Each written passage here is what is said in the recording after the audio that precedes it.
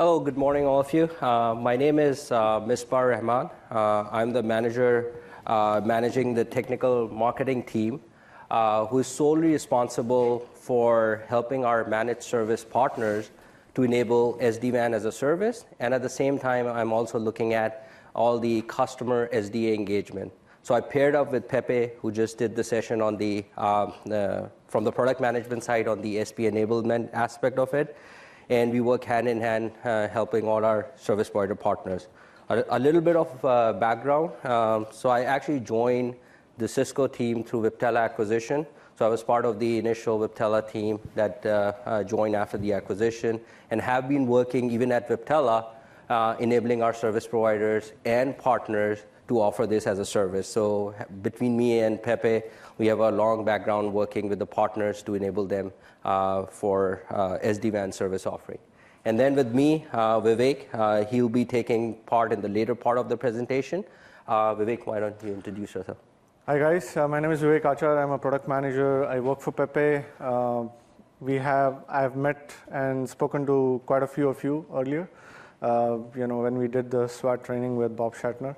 And in my earlier life, I used to be 800 product manager, so might have spoken to many of you during the course of that stint.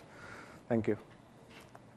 So, starting with this slide, the only reason this slide is here is because we didn't feel right to just jump into the technical stuff. Because the product manager wanted to put a marketing slide, so we got it added. But Misbah wasn't for it. But we have it. Just relay our messaging around this intent-based WAN and other services that we are looking to offer with this intent-based messaging. But at this slide, I'll just want to do a quick raise of hand for the later part of the session, that how deep we want to go into the solution debrief, is how many of you actually understands the Viptela architecture, the separation of the control and data plane, and have attended different Viptela sessions? Oh, cool, awesome. So I think most of you have an idea about it. So I think the first slide that I'm going to start with is talking about the SP careabouts. Pepe went into it from a business perspective, that why SP care about this using SD-WAN as part of their product in addition to the MPLS services that they are selling. So if you look at the transition, I'm not going to cover the pre-MPLS phase, but how service providers have been making money is by selling their network infrastructure and enabling or adding products based on the MPLS service offering. Then there was a motion of adding value-added services with MPLS connectivity. Like they wanted to have this VNF services, optimization services, and all leveraging the MPLS infrastructure. Now this next phase, where they want to go transport agnostic, they want to still leverage the MPLS infrastructure, but at the same time, want to leverage other transport mediums like internet, business VPN, because internet over a period of time has come a long way from a reliability perspective. Now at home, you can watch high-def videos like using Netflix.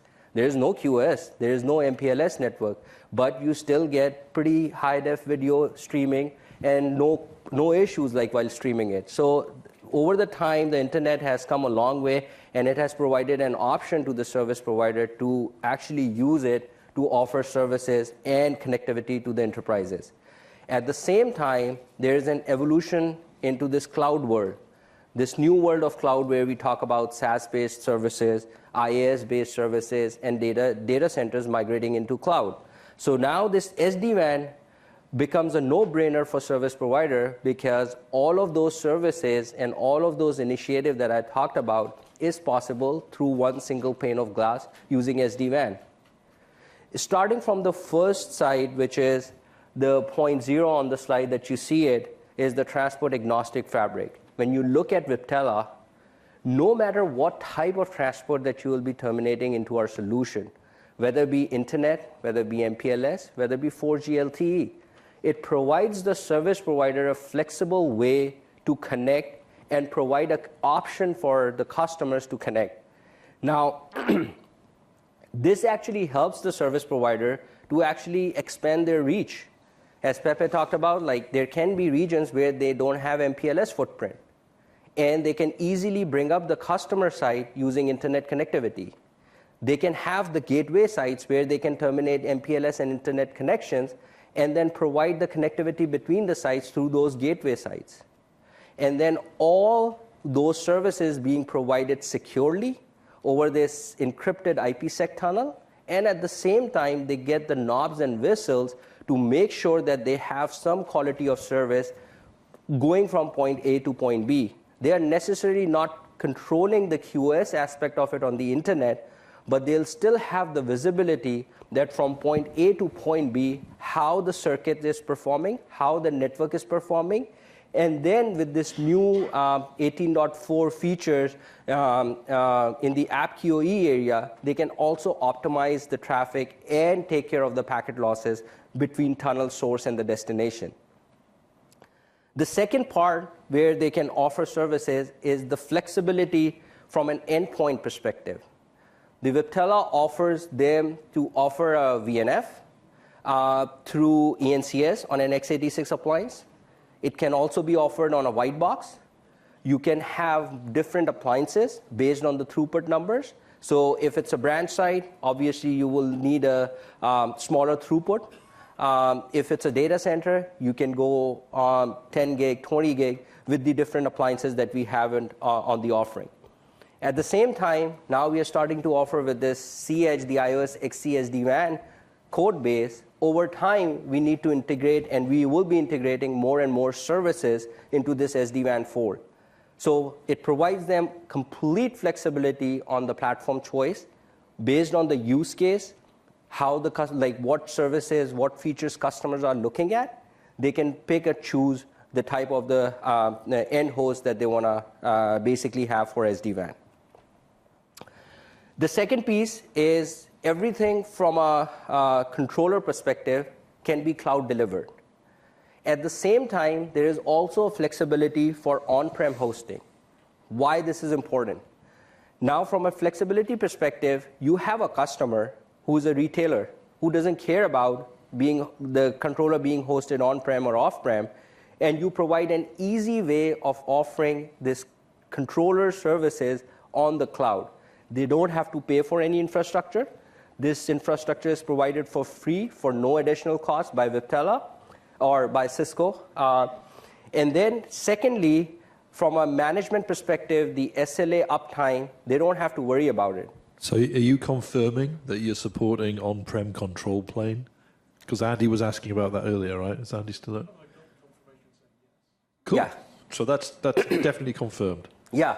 So on-prem controller is absolutely supported. We have instances where customers have hosted it. I think this is tying back to the OpenStack discussion, right? This KVM OpenStack, yeah. So the thing is, and where all the confusion started, I'll give you a little bit of a background. So we have been shipping QCOW image for a long time. From day one, we have this VMDK and QCOW image.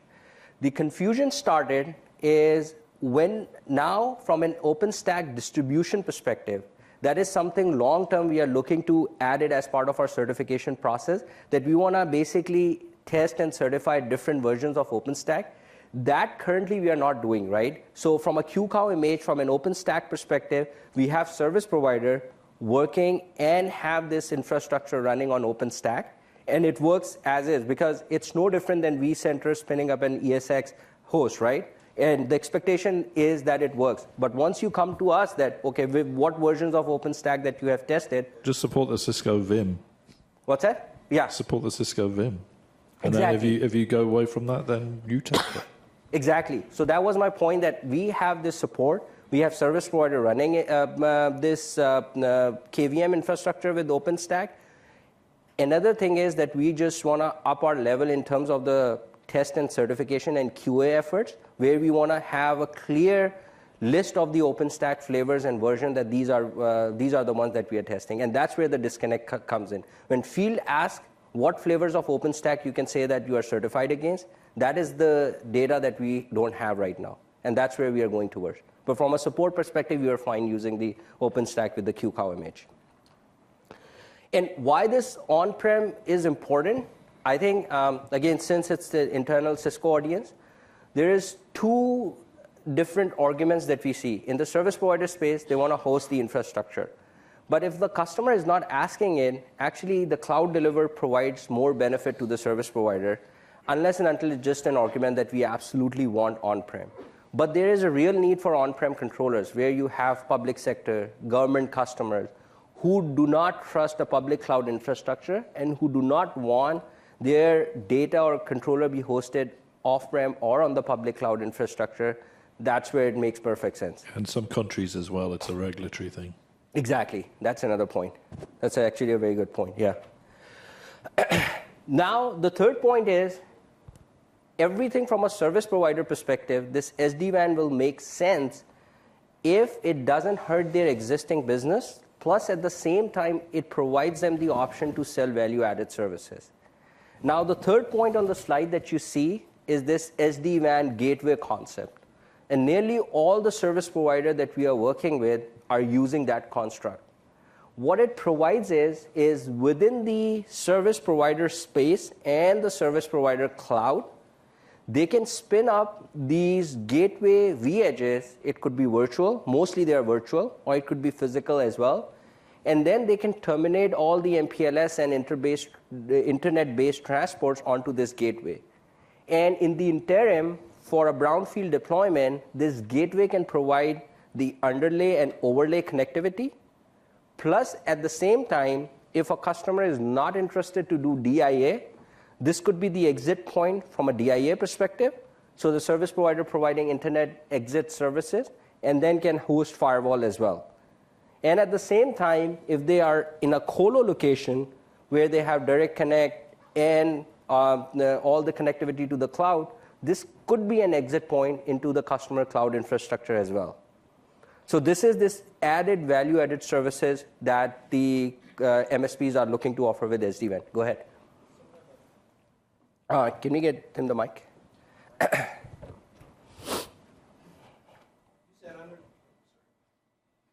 You said underlay and overlay, so it actually looks like a virtual PE, or? So it will be a dedicated V-edge or a C-edge or SD-WAN router, basically, which is per customer. So it will be a customer overlay instance of an edge. An overlay. Okay. Exactly. And they can have this x86 infrastructure in there, where they can spin up those VMs on a per customer basis. So it's still, basically, it's like an exit point for a customer. It still belongs to one customer. So it's not a PE concept, but it could be a PE type infrastructure where this whole x86 server farm that they have purely for gateway services, where they have dedicated router instance for each customer. Yeah, that's what it is. Yeah. The fourth point is the access to the cloud-based services, the SaaS services. This is, again, can be provided in multiple ways. There is the concept of direct access, where we do not blindly forward the traffic to the SaaS provider, but actually monitor it in terms of their performance. And then we can always pick the best path from the network, whether it be through a DIA, direct internet access, or through the data center, and access to the cloud services. We are working with the SaaS provider, Microsoft being the first one for Office 365, leveraging their APIs to determine the best path or the best exit path, and using our Cloud Express or the cloud on-ramp for SaaS functionality to make sure that we always pick the best exit path to those SaaS applications. Another model is, if you have a big customer deployment, they tend to host this V-edge or the Cisco SD-WAN router in a colo location, where they have these direct connect and SaaS provider terminating into it, so that they have this direct access, and these SaaS applications are no different than being hosted in a data center, even though they are in the cloud, but they provide access to the colo location. That's another model that some of the enterprises are interested in, and service providers are looking to offer them. And the last piece is the on-ramp for IaaS. You got a question? Yeah, regarding cloud SaaS applications, so are we today filtering and putting policies to the individual applications so we can transport on the proper segment let's say, to a branch, or basically we are just terminating the traffic into the cloud application? So if I understood your question correctly, are you asking that we are terminating into a particular segment or directly doing the access into the cloud application? The cloud segmentation, I mean, if Yeah. you have, for example, Office 365 and you have in the branch, Yes. say, Skype for Business, so are we filtering out Skype for Business or just taking the traffic Yes. to So we Office have the 365? option of doing that too. So the model is flexible. So first of all, let's suppose if you have a DIA case and you want only certain application to exit out onto the internet without any firewall or going through a Zscaler, you can absolutely match those applications and you can exit out locally. At the same time, the other model that I was talking about was you want to host an SD-WAN infrastructure in a colo location, and for a big enterprise, they have those applications hosted there, and they want to terminate it on that SD-WAN router and provide access through that site. So basically, now it's part of this WAN overlay. So in the access part, I mean, we don't have any way to map those policies out to the Wi-Fi or to the LAN, right? So basically, we get the traffic, we use standard ACLs on the router. It could be a standard router, it could be an NSD1 router, so we're mapping out that one, right? So it's actually on a per segment basis. So the traffic will be initiated on a per segment basis. Let's suppose you have this corporate VPN or segment that you are part of on the LAN side, and there's a guest. Guest doesn't necessarily need any type of Office 365 access. So you won't have any policies matching for guests to be exiting out for the local DIA to the cloud SaaS application. However, on a corporate VPN or a segment that you have, you match onto the application, not like an ACL. You can do an actual DPI match, deep packet inspection. You do an application match and tell that, okay, use cloud on-ramp for SaaS, and then if you have an option to do a local DIA, plus you can backhaul the traffic to the data center, it will pick the best path to exit out. Yeah, but I mean, that segmentation on the access part is what I'm asking. So are we mapping from the access to the, I understand what we're doing on SD-WAN.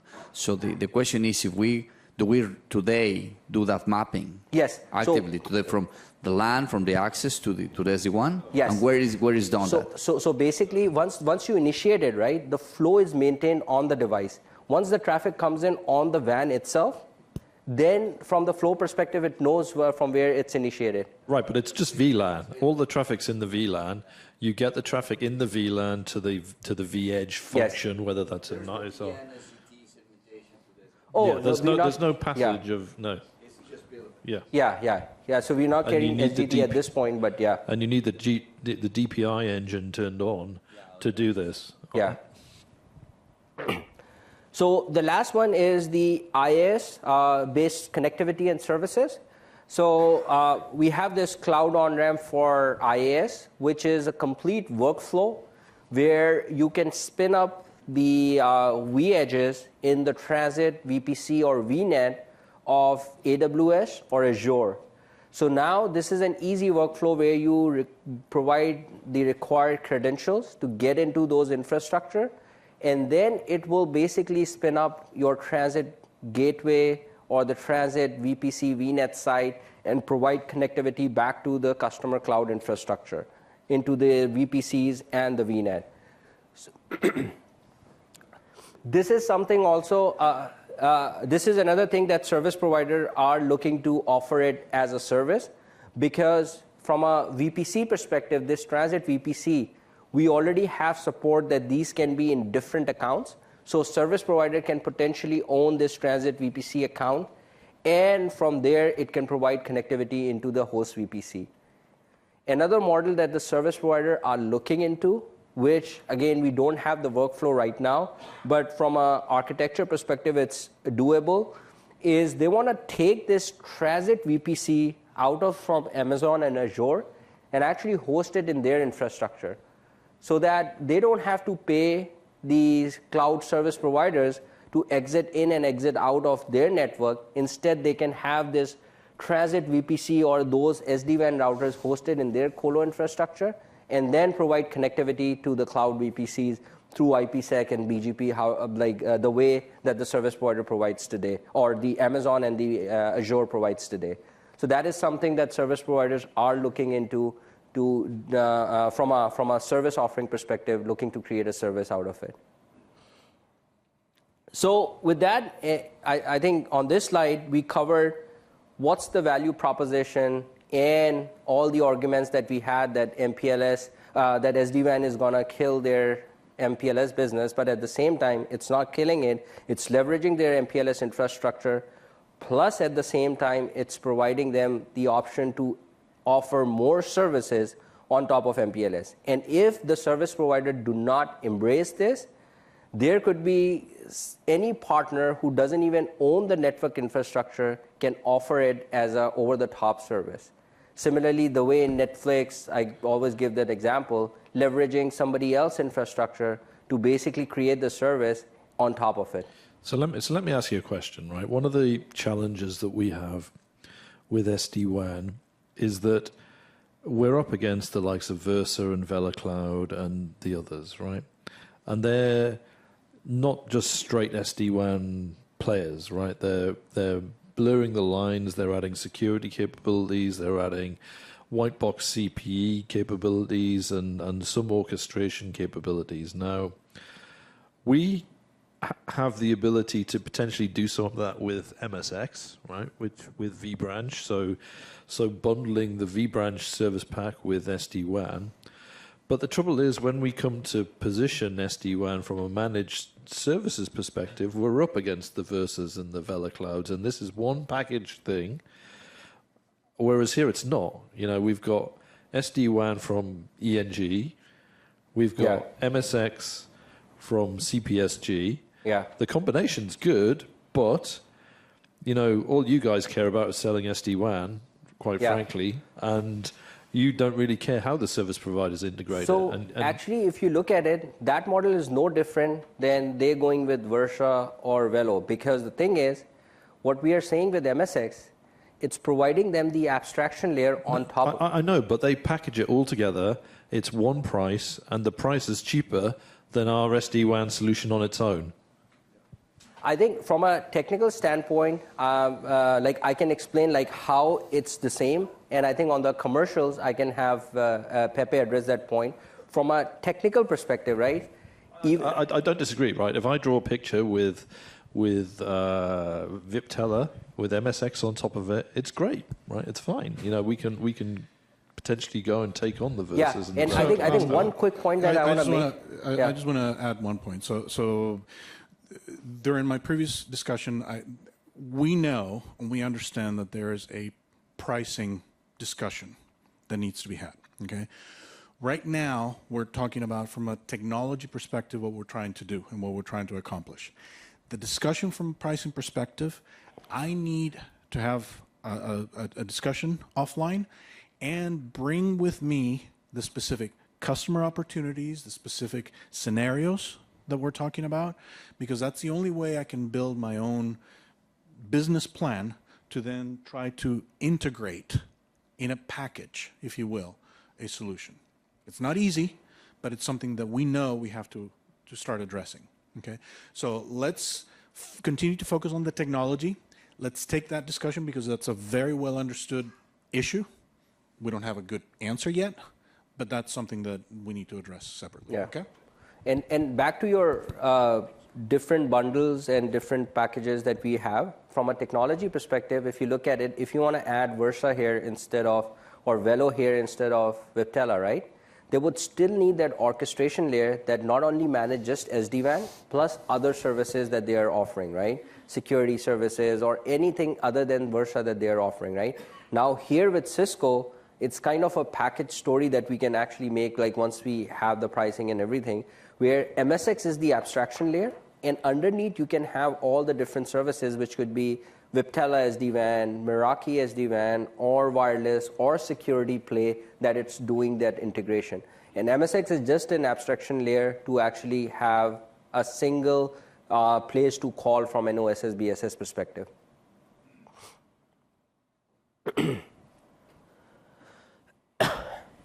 Now, going into a little deep into the SD-WAN architecture, and after this slide, we can go into the areas of innovation and what we are bringing to the table with this new release of 18.4. So what you see at the bottom are the actual data plane routers. Again, we talked about the flexibility that we are offering from the data plane perspective. You have the options to pick from off-the-shelf vEdge architecture. You have the options now to pick from the C-Edge. You have the option to do the VNFs there. But at the bottom, and we have different throughputs, different number of ports based on the requirement and need that you need. And from a data plane connectivity perspective, everything from a data plane perspective is between these routers. However, on a control plane, there is this vSmart controller. So as soon as these devices comes up, they make a secure control plane connection with our vSmart controller. This control plane connection is based on DTLS or TLS. So we already have a secure communication medium going between data plane and the vSmart controller. What it does is vSmart, that as soon as these devices comes up, this data plane routers, they share their LAN side networks, all their segments, all their IP address space that they are hosting. They share the TLOCs. The TLOCs is the tunnel endpoints. So if a router is connected to an internet or an MPLS transport, it will share that I can be reached through this MPLS and internet transport. And plus, at the same time, it also shares the IPsec keys that it wants other routers to use in order to bring this IPsec tunnel. What it provides us with this decoupled control architecture is a complete separation of control and data plane. Now, as soon as that vSmart receives that information, let's suppose there are no policies. What it does is, like a BGP route reflector, it receives the route and advertises it back to all the other vEdges or to the SD-WAN routers. Now, everybody in the network with this advertisement mechanism knows about every other's network that they are hosting. They'll know about all the WAN connections that they are part of, and they would also know about the IPsec keys that they want to use in order to encrypt the traffic. What it provides, this decoupled control architecture, once the update is done, without configuring any point-to-point control plane, you have this whole fabric up and running, because now the routers have the IPsec keys to build the IPsec tunnels, the data plane. They can build their routing table because they know the route information that have been shared by the vSmart. And they also know the next hops, the forwarding, from the forwarding perspective, that which tunnel they can use in order to get to a subnet A or a subnet Y, whatever subnet that it's learning. And the routing table would look like is if you have a data center route being advertised by the data center, and the data center has two paths to connect to a remote site, like internet and MPLS, it will see two equal cost multipaths to reach to the endpoint. This architecture makes addition of new devices really, really simple, because all you are looking for is IP connectivity to the vSmart. As soon as you add a new device, you plug and play, you talk to the vSmart receives that information and provide the information to the newly added device about this whole fabric, and then the new device becomes part of the fabric with no hassle. We leverage zero-touch provisioning because of the same architecture, and we have come up and we have brought up like 20 to 25 stores a night leveraging this architecture, which was unheard of in the WAN world. Now, this is a default behavior. What you receive, you advertise. But at the same time, you can have different types of policies that can be defined on the vSmart, which can restrict, and from where the actual power of the solution comes in. You can basically control the routing updates. Let's suppose, think of an example with this architecture. Now I want to do hub and spoke instead of full mesh. All I need to do on vSmart is to define a policy that whenever you receive a route from the remote site, never advertises it to the another remote, only advertise to the data center. In essence, what you are providing an architecture where data center will know about all the remote sites, but the remote sites will not know about the routes of the other remote site, and you have a hub and spoke. Similarly, you have complete flexibility to create partial mesh or any other type of network with this policy architecture. And that's where the rail power comes in. Now, on top of it is the vManage. vManage is the single source of truth for the whole SD-WAN environment. You can manage, you can deploy, you can troubleshoot, and you can operate your complete network through this vManage interface. All the routers provide updates to the vManage from a uptime perspective, from a application stats perspective, from the interface stats perspective. So in terms of the network, how the different application consuming your infrastructure, you get that information from the vManage. vManage is also the controller which actually configure these networks. Whenever these device comes up, they go through the authentication process. Once the authentication is done, these devices are tied to a config template, and the config template automatically gets pushed to the devices. At the same time, the vManage is also programming the vSmart controller policies. So from a complete management infrastructure perspective, everything from a customer perspective is managed and operate through the vManage. The NOCs, the people in NOC, the deployment people probably don't necessarily needs to go into any of those controller vSmarts or the devices itself. They can manage everything through the vManage. And then everything that you see on the vManage is exposed through RESTful API. So if you have any third-party infrastructure, we have MSX using those APIs. So everything from a feature functionality perspective is not added as part of the supported feature unless and until there is an API for it. From one thing that is something to take care of is from an API documentation perspective, this is something that's a work in progress that we are working to update the documentation. There's API page that you can access through the vManage, which lists all the APIs from GET, POST perspective. For the most part, the GET APIs are fine. But for POST, you need to actually double-click or go into the browser developer tools to actually get the payloads and all that. Those are the stuff that we can help from the BU perspective, we can help you guys to enable your service providers and provide the details, but there is an active work going on to update these documentation.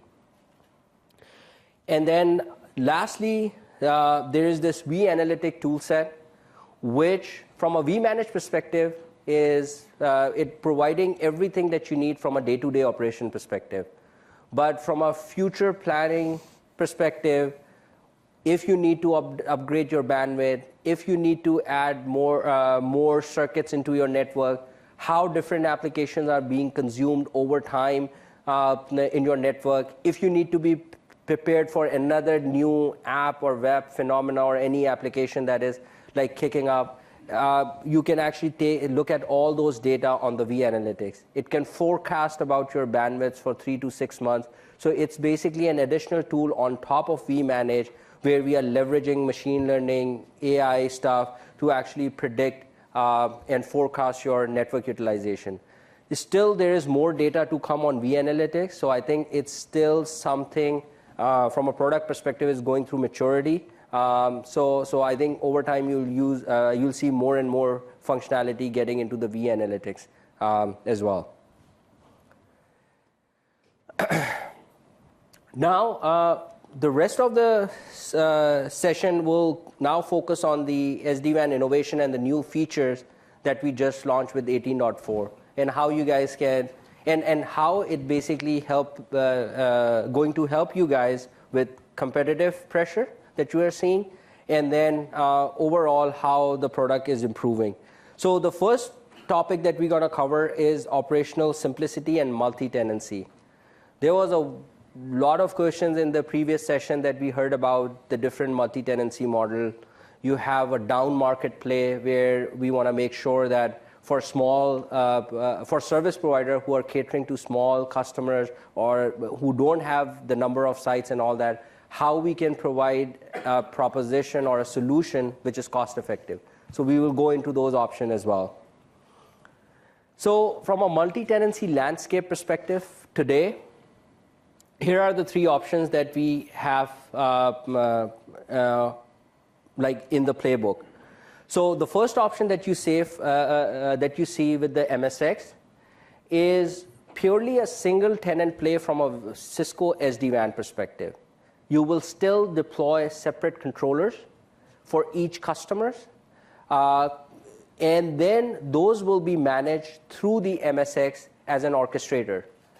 The use case for these type of deployments is a service provider trying to host a big enterprise customers with thousands of sites.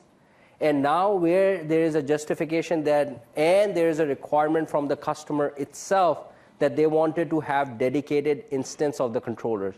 They cannot share the infrastructure with any other customer, and they want completely dedicated infrastructure. The way we are solving this problem today is, again, separate controller infrastructure, can be on-prem, can be off-prem in our cloud. Again, the recommended way to go is with our cloud infrastructure, and on top of it, where we have an MSX layer doing a service creation and provide the abstraction APIs for OSS BSS to integrate. We have a couple of, and actually several big service providers currently going through this model, going through this deployment model. The second one is the VPN tenancy. Now, if you look at the customers, or if you look at our solution, and even the competitor, the way that they are supporting multi-tenancy mostly is through this VPN or a VRF segmentation. For them, a new customer or a separate customer means a separate VPN or a separate VRF. And they offer it everything through the same GUI infrastructure, which is more like a multi-tenant. So from the get-go, if you look at our architecture, you can have as many VPNs as you want, or from a controller infrastructure perspective. At a per device level on the vEdge, you can have up to 64 VPNs that we support today. Now, in this model, architecturally, not even think about the management plane at this point, and we're going to cover in the next slide. Architecturally, a service provider can host an infrastructure with controllers and start to host the customers and put them into separate VPNs. And now each customer instance is a separate VPN, and now you can have a customer with 10 sites, 15 sites, 20 sites, separated with each other with the VPNs. But that's kind of dangerous because they're all on the same, they're all really in the same customer on the vManage, right? So the potential is if they screw up, yeah, they could add a customer site into a different customer's network. Yeah. So basically, I think from a use case perspective, what we have heard from the service provider who are looking to offer this service to their end customers, these customers typically want to have a managed service offering. They don't have this NOC or network services in-house to manage that infrastructure.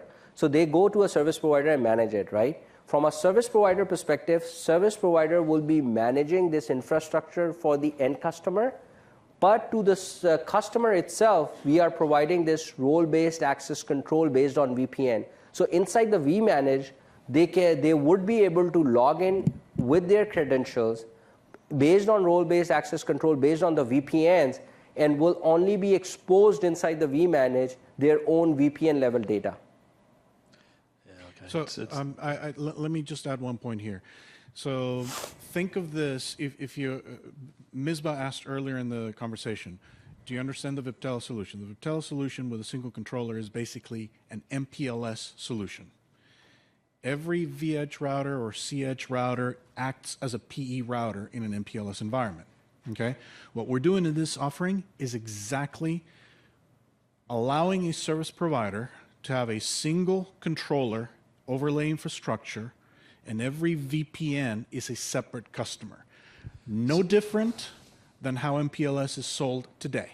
Well, the difference in my mind, so I understand what you're saying, but the difference is that in order to make this a valid proposition, we would need to automate the onboarding of customers to such a degree that we make this foolproof for the service provider. So we would need to do something above and beyond what vManage does now. I mean, maybe we could do something in MSX or something like that. But if I go and talk to a service provider about this, they'll say, "What's there to prevent my operations people by accident putting a vEdge from customer A into customer B's VPN, right? Just by mistake. I'm not saying they do it maliciously." And that's fine. So from a provisioning perspective, yes, we need to figure out what those pieces. We have not released this. This is what I mentioned, that this is one of the things that's coming in March, early, that we need to then make sure that MSX team actually gets the early view of how it works, what it does, why we built it in a particular way, so that then we can figure out what those pieces are from a deployment manageability perspective. Yeah, I mean, don't get me wrong. I'm not saying this is not a good idea. I'm just saying we need to make it foolproof. Yeah. We never build, sorry to say this, but we never build a foolproof system. We build a flexible system, and I'm being brutally honest. Okay, now we need to figure out, okay, what are the things that we need to do so that the customer doesn't shoot themselves in the foot? You're right. There's a lot of room for improvement. Okay? Yeah. So follow-up question, because I'm under the impression that actually the VPN tenancy is already working. However, we had some mixed signals in terms of if it's supported or not, and if it's supported on C edges and V edges. Right now we have a deployment in Poland, in Orange Poland, that is actually using the multi-tenant portal to provision the C edges and V edges, and we actually even certified, essentially ended up the testing of the infrastructure. And the problem is that we are getting the mixed signals depending on who we ask in terms of the support of this feature. So what is going on here? Because I really don't understand what is the current state of things, supported current state of things, and the roadmap to make it better. So let me get to a couple of points, okay? So what Misbah is trying to get to here is there are 3 different models. Today we only have one model that actually is deployed, which is with the MSX, okay? We went in the Viptela solution through 3 different iterations of multi-tenancy, okay? And because we've gone through 3 different iterations of multi-tenancy, you've gotten messages, oh, this works, this doesn't work, this works, that doesn't work, okay? What we have finally come to is that we've actually built a microservices multi-tenancy architecture in our AWS cloud, okay? Now we're actually going to be offering the multi-tenancy from a vManage perspective from what we built in the microservices architecture in vManage. It's not yet released. Okay. So whatever multi-tenancy you have today is one of the iterations that we did in the past. So that's the reason why we need to work together. If you already have customers doing that, we need to figure out what is the best way or easiest way to migrate them to the new architecture once it's released. Okay? How does it map to the current level of support the customer will get from TAC? Well, so because it's not released, we can't talk about that, right? Okay? So come to us after, and let's have that discussion on the specific scenario, okay? Yeah. But we understand exactly why there's some confusion. Yeah. But so, this new multi-tenant architecture is just on AWS, so it's not available to the SP to install on their premise. Am I right? Not yet. Not yet. We would like to make it available with whatever requirements we place into it, but we don't have that productized, and that's part of the internal discussion that we need to go through. Okay? Okay. So just to add, as Pepe was saying, that the first model with MSX integration and this single tenant and provide this multi-tenant layer at the MSX is something that the service providers are leveraging today. The second and third option, because there is this question about Like if a service provider is looking to offer services for smaller customers, we don't have an option.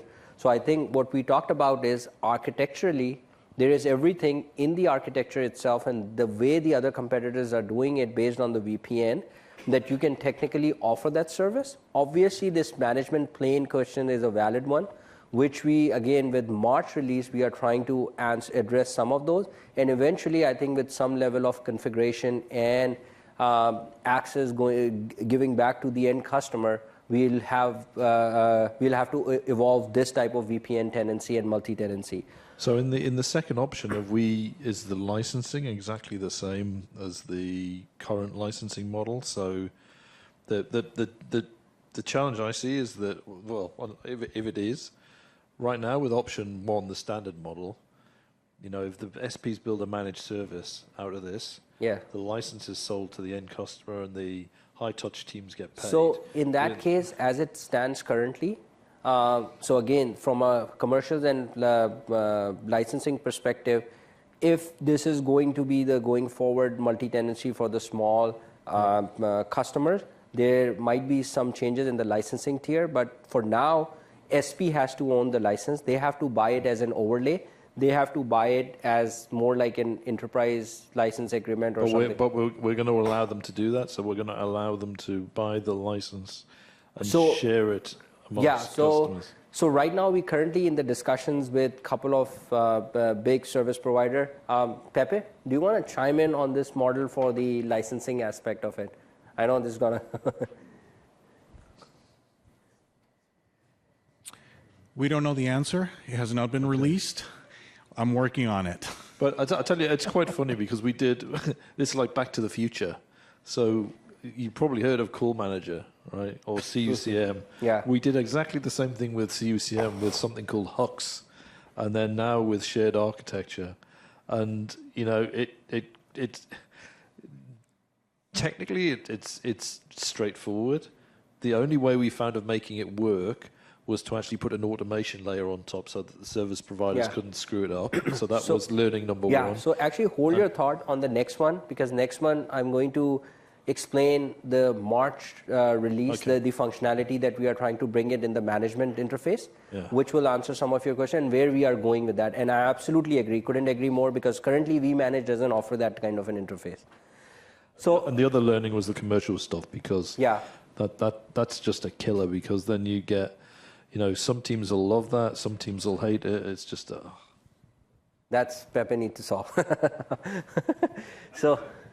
So the third model is, which is again, from a product perspective, it has been, or from a solution perspective, has been out there for some time. As Pepe was saying, that Cloud Ops is currently our cloud operations team is currently operationalizing it. The idea in the third model with enterprise tenancy is that we want to evolve this vManage much like a microservices architecture or much like a cloud application architecture perspective, that you should have these resources, these compute resources at our disposal, and we can add or remove those, or actually add once we need to provide support for more customers. In order to scale more, we just add web database infrastructure and all the different compute resources that we need for the vManage. In this type of a model, the vManage and vBond will be multi-tenant, will be shared across all the service providers or all the customers of the service provider, and we will have a construct of this SP service provider overlay org name, and underneath it will be the customer org and the overlay name. So from a service provider perspective, they get a single interface from a look and feel perspective. They can simply go into each individual customers, and from that they can actually manage that customer from a single interface from a multi-tenancy perspective. Again, what we need to come out with is, right now from a cloud operations perspective, this huge infrastructure that requires a lot of compute resources, and there are some scale numbers that we are looking to support from like scale numbers that we are looking to support with that infrastructure. But from a service provider deployment perspective, We are testing and coming up with different recommendations for different number of sites, different number of tenants, what are those numbers would look like if a service provider needs to host it on-prem. And then eventually, I think we are working very closely with our MSX partners in whatever multi-tenancy infrastructure will get evolved. We'll have that integration in place as well. For the enterprise tenancy, the last option, I think there are already works going on the MSX side. VPN tenancy is still pretty early, pretty nascent, so we haven't started any work on that one. The first feature that we are coming up with from a role-based access control by VPN perspective is today, if you look at vManage, and that was the concern and pretty valid concern. You go into the vManage, all role-based access control you have is based on restricting configuration, restricting the user to enable policies, to view some kind of a data, to restrict them, creating templates and do write stuff versus read-only stuff. The another level of role-based access control that we are bringing in is by VPN. So now if you have a customer X who is logging into this, and he is part of this VPN 10, for example, once he logs into that vManage interface, all he will be able to view is only the sites that he is part of where the VPN 10 is configured. He would not be able to view the whole the overlay infrastructure or all the vEdges or all the SD-WAN routers that are configured as part of that vManage. It would also not be able to look into the controller infrastructure. However, it will be able to look what application it's consuming at a particular site, what applications that they're running, how the interface stats look like for that device, and we'll restrict that access. Over time, the evolution of it should be if we can provide this abstraction layer where we can provide customers the level of configuration, like some level of configuration changes that they would be able to do on these boxes, plus at the same time, they will be able to, if they will be able to leverage the policies or change the policies based on the VPN construct. The policy is much more difficult task. Right now, whichever service provider that we are working with, policies should only be controlled by the service provider themselves as of today. Something we are looking into it. But I think some level of configuration access in this model, we will be able to give it to the end customer. Is there only a single customer per VPN? Can you have multiple VPNs per customer? You can do that as well. So you can have a customer with 2 VPNs for segmentation? Exactly. Or, okay. So you can have VPN group and have a bundle of VPNs there and allocate that particular end customer only that so you still can't do segmentation. You can't, Yeah. Yes. So, and this is something that is not there in vManage today, right? This is something we are bringing in March. And the end customer will only have the monitoring view today. So can we provide already traffic shaping per VPN then? I mean, that would be one of the requirement here, right? Yes, great question. So this is something that exactly came up because right now all our QoS is based on the VPN 0 or the WAN construct.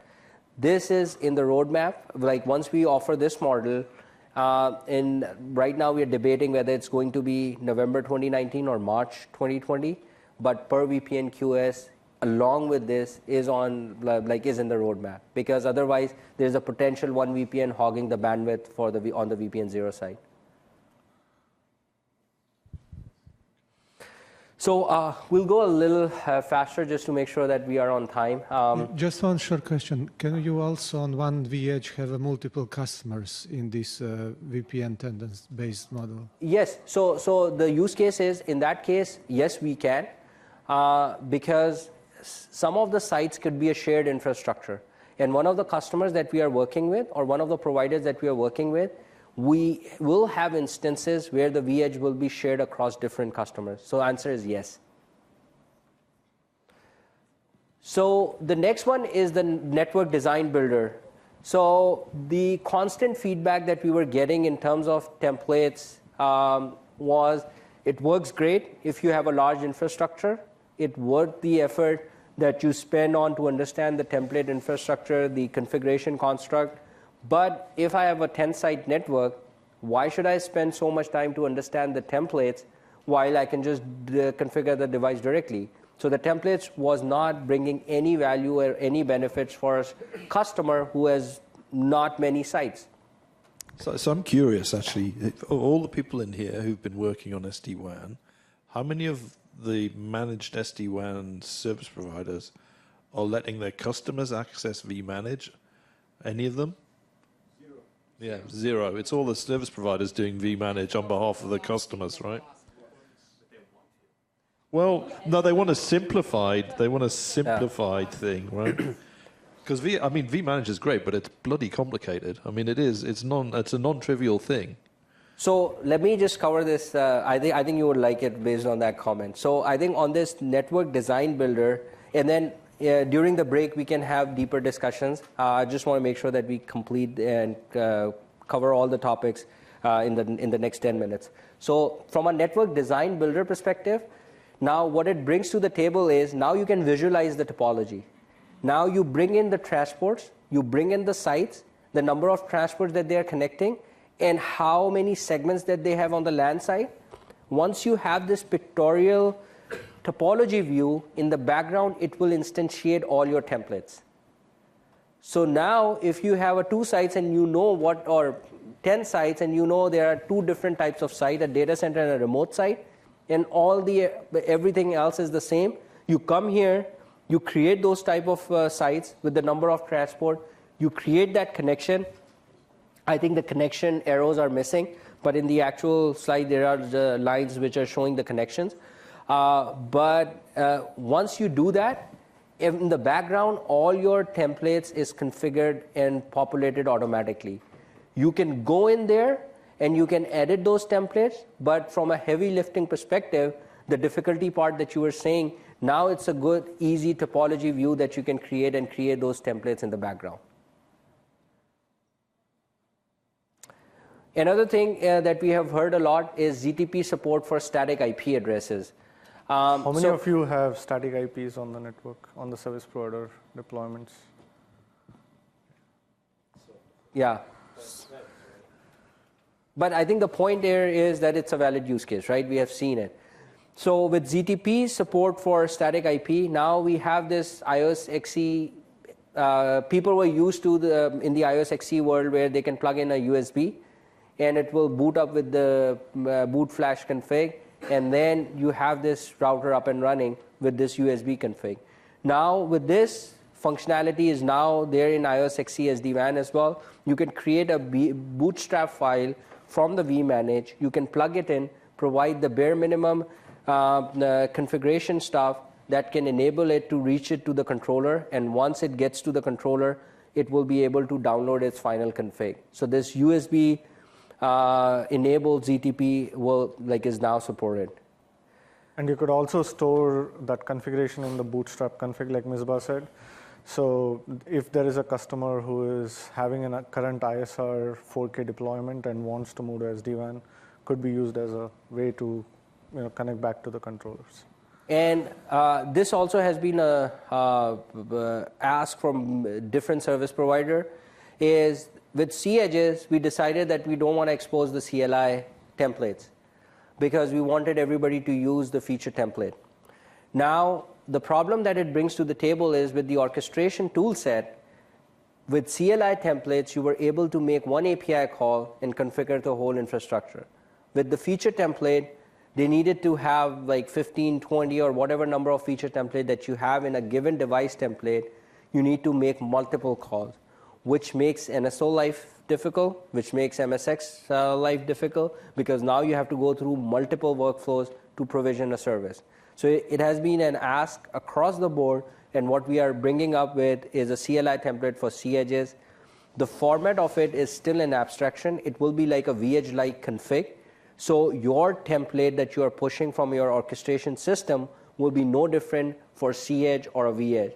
In the background, vManage will map it to a C-Edge-like config and push it. But from an orchestrator perspective, it's the same look and feel, and we'll have it documented. So from an NSO perspective or from an MSX perspective, they can make the same API call as they were using it on the vEdges. So from a feature point of view, we are still only support features which are supported on vManage. So that doesn't mean we open up the whole iOS XE CLI, right? No, we don't. So it will still be the same supported, and we'll have the documentation for it.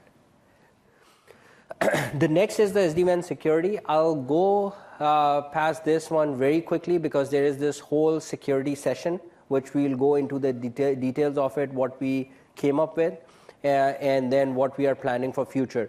The biggest thing that we are coming up with from a competitive perspective is we see 3 different use cases in the SD-WAN security area. One, you have a cloud-based firewall. The other one, you want to host the VNF. And the third one is you want everything in the same box, the firewall and the router. We were able to take care of the 2 use cases in the past with VNF and with the cloud-based firewalls. Now with this great wall feature functionality, we are able to meet the third use case where we can have everything in the box. Again, we have seen different arguments. It's not that which is right and what is wrong. It's more like the religion at a particular service provider or a CIO that he wants a service or a security service in a particular way. But so this to your earlier point, this helps you get against competition like Versa and VeloCloud. VeloCloud doesn't have that option. They would have to integrate with a third party like a PAN or a Symantec, whereas in this case, it's all an integrated solution, and vManage providing that single pane of glass. So quickly on the AppQoE side, couple of key things that came out is FEC and packet duplication. FEC, the way it arms you is the enterprise used to ask that, okay, if I only have one internet connection, how do you guys are managing it in a way that even if their link conditions are not good, you will be able to recover my packet? And there is a lot of competitive pressure on it on the field. So now with FEC, even with the single circuit, we will be sending this parity packet for critical application, and these will be recovered on the other side using the parity packet. This is actually delivered on vEdges in 18.4. The next one is the packet duplication.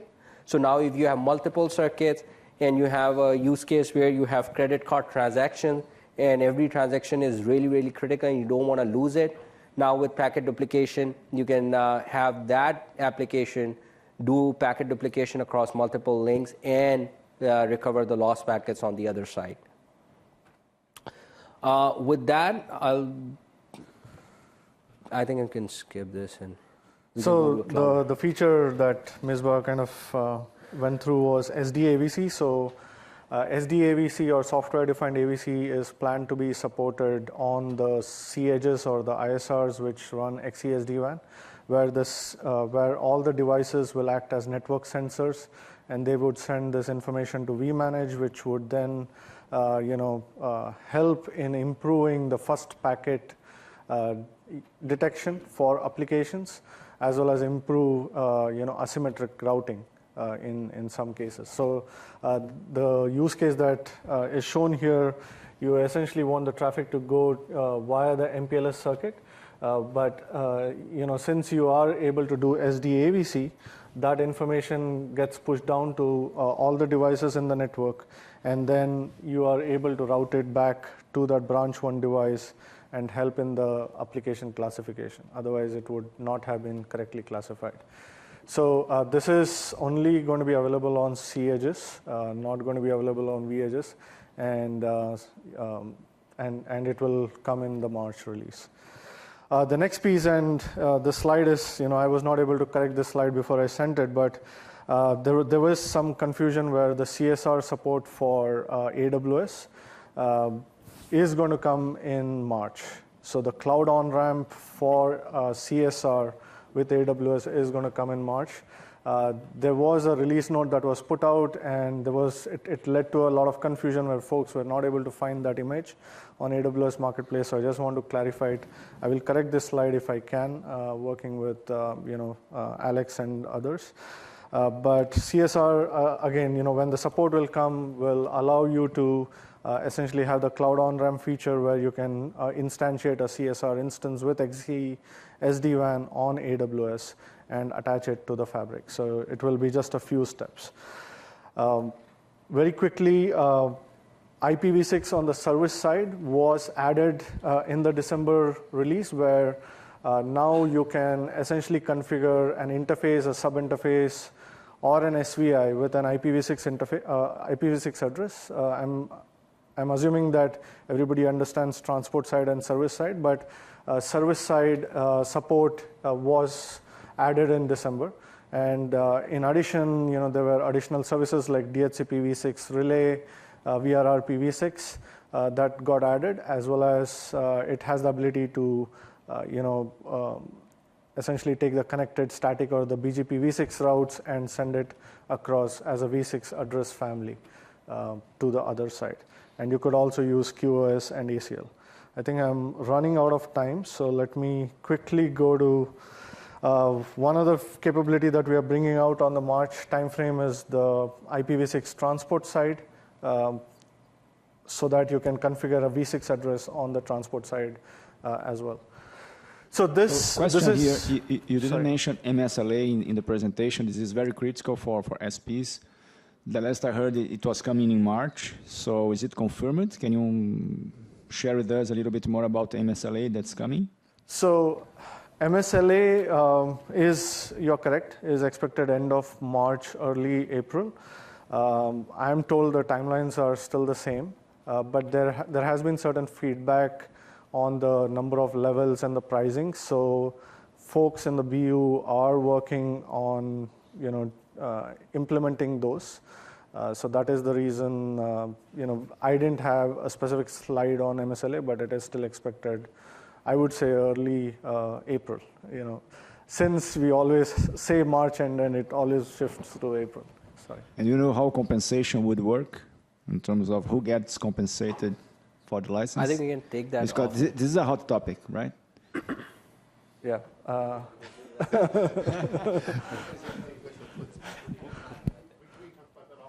Yes. Yeah, we can take that off.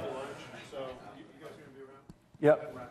Yeah. Okay. So very quickly, these are slides that are there in the deck, and you can refer to it and reach out to us if you have questions. I have also added some of the roadmap slides and the hardware roadmap support as well here.